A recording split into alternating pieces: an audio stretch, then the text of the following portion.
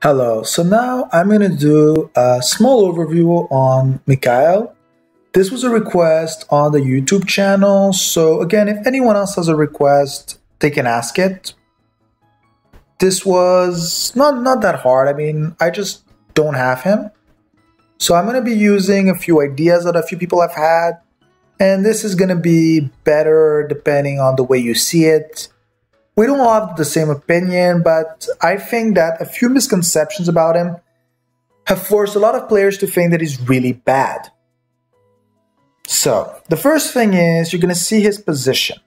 They officially say he's a right mid player, but I wouldn't even say that's his best position. I would say a back right player is better for him. The buffs are not that big of a difference. A little bit reflex there, a little bit less recovery. Okay, it's a bit more crit there. Again, it's really depending on what you want to do. He's one of the players who the most commonly you're going to find in that support slot. So don't feel bad if he's not there or if he is. If he's mid or back, he works in both places. He's not good for front line, so don't put him there. I don't know why there's even a link for that. So, skill-wise, let's start with what's important. What you gotta know of this guy is he lives on the principle of criticals. So that's something very important. The very first thing he has is a decent penetration. I wouldn't say it's major, but what's really nice is the decrease inflicted damage. If you got some sort of Isilla Ace, line defense, maybe some passives on stones, when he uses it, he'll barely take any damage whatsoever. So that's what's really good with his active. Now his second skill is a passive, and I really like it. I'd say this is like his bread and butter. Why we'd stick him? Because a lot of the time we're like, he's great, but he has to be a totem. So yes, this guy is a totem, and his totem actually complements himself too.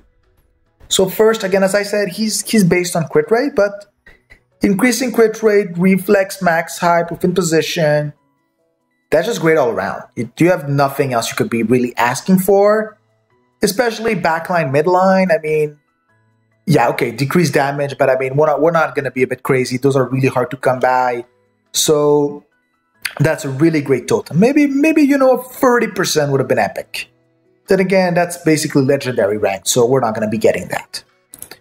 Third skill, increase attack power and critical damage. Now, it's pretty nice, but again, it doesn't have that je ne sais quoi that really makes the skill OP. So, it's going to depend on what stones you get on him. I'm going to come back to this later. It's not bad, but it's not great. There are worse skills and there are better ones. And then there's this skill, who I find much more interesting. Decrease recover spirit and decrease the inflicted damage by 30% with a penetration. So again, I'd like to point out 30% here and a 60% here. That means 10% are left. Again, basically will not take damage. Now, the thing you're going to notice when you're running him is he actually has a pretty low base reflex. So building him on a reflex perspective is actually not going to complement him the best. You could do that very easily. I mean, you could go here, you'd throw a light reflex, you'd throw a light or reflex right here. I would throw a blue defense or something like that, and a blue crit rate. Those would work perfectly. But sadly, it's just not going to work out. So the thing is, he's going to increase crit rate already. He has something that increases critical damage. So you're gonna want to actually increase the crit, because I mean, recovering spirit and decreasing damage with a penetration, after a certain point, it's not worth it. There are much better generators in the game, so I would actually say you're not going to max out this skill, because the real important part was decrease the inflicted damage. Again, if you have spirit problems, max it out and ignore everything I said. If you don't, this is the skill you'll be losing points from. The active is great, so you really want it to be maxed out, and it costs half a bar. It's really worth nothing to max out. And if you max out the last one, it will literally refill itself on usage. So it's like a free active. Now, stone-wise, what is advised for him? As I said, reflex, for some reason, just doesn't seem to be working on him. So what a lot of players have decided to do instead is to actually put him towards a crit rate and some counterattack resistance. So when we're saying that, we're more pushing towards a thunder crit rating here, some sort of light dribble, thunder crit damage, and some sort of light crit damage. And if you've already achieved around 100% of crit, you're actually going to put a dark action speed just for that counterattack resistance, because he will be countered. You know it's coming. Building him reflex-wise is not going to win. So again, just if it wasn't clear, thunder crit damage, light dribble, and then thunder crit rate or dark action speed depending on your total crit rate. That's the most advised build in my eyes. Again, you can try the reflex build. You're going to realize it's not going to work as much as people think it will. He has the right skills, but it's just not going to work. I know it's kind of weird, but he has no other skill except his line buff increasing reflex. And he has not the greatest stones for it. So if you were to throw him some sort of unique stone, since, as I said, we're going towards crit rate with him, because he has that increased crit damage, who's okay, it's not a bad idea to try max out on that. He has light, he has thunder. So there are only 2 stones that are relevant to crit in each element. Well, in total, I mean. Very first one is going to be Shaking Heart of Thunder, because it's going to increase crit damage and critical rate. I would say this is the one you want, because it's, well, let's be honest, epic. And on top of it, it's going to increase that critical rate so high, you're sure you can throw that dark action speed stone. So throwing that in my eyes is the best option, but, you know, we always need to throw a second option. For players who want a bit of variety, you have Metatron's Will, who's going to increase crit rate even more. But at that point, you can even liberate an extra slot that used to be given to crit. So for example, throwing Metatron's Will in one slot, throwing some crit damage, throwing, what else is there? Some other stone in the thunder slot. And in the middle slot, you can put the dark action speed. Is also something that's going to work if you're throwing a Metatron's Will. So the only thing is, if you're running this one, it's not going to be as high as of critical damage, so it's not bad. But you can, if you want, try to throw a dual reflex with this, and it's going to be very decent. So this if you want more reflex, this if you want any more damage, but be aware, your chance of being counterattacked are pretty high if you're not running the Dark Speed Stone. Just again, pointing out, increased counterattack resistance is the reason I keep talking about the Dark Speed Stone. It is a very good stat when you're trying to penetrate and you know you're going to have the lowest reflex. Again, he is that guy. You know it's not going to work.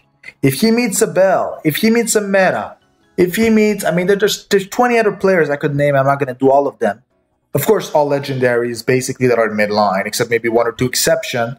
He's going to be stolen upon about trying to penetrate. So at the place of having him getting destroyed, let's just go throw counterattack resistance. Let's throw the Kirill set of mind. So that's basically the great idea on how to throw him. Now, the only annoying part is going to be to show this last part. It's going to be to show his chains. So yeah, that kind of sucks. I can't really show them properly. But I can tell you already that his rival chain, well, already has a Virgil. So you know that's going to work. The other player is also pretty decent. His affection chain is actually not that great.